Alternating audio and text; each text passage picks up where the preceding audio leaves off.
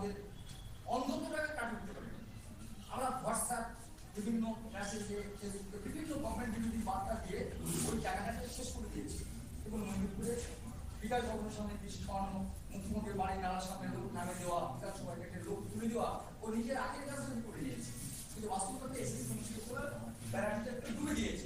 যাই হোক, এই জায়গায় যদি রিকভারি করা যায়, তাহলে গভর্নমেন্টের সামনে থেকে মাননীয় মুখ্যমন্ত্রী এবং মাননীয় শিক্ষামন্ত্রী মতাদর্শকে সামনে রেখে মনের জ্বালা থাকলেও সেই জায়গাকে আমাদের কাজে লাগানোর জন্য তাদেরকে সর্বাত্মকভাবে সাহায্য করা দরকার। কারণ তাদের একটা পলিসি দিতে হবে।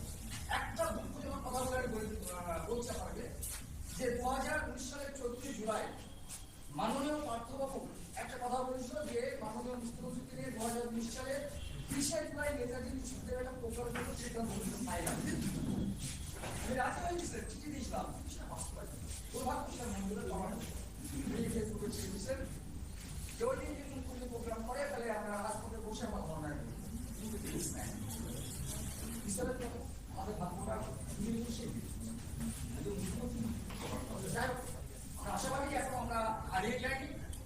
আমাদের নিজস্ব চিন্তা ভাবনা রয়েছে, উদ্ধার রয়েছে, খুশি বয়সের ভারে ভারতবর্ষ করা হয়েছে, কিন্তু চিন্তা ভাবনাকে কাজে লাগে সঠিক দিকে আমরা জায়গায় সুযোগ পাই।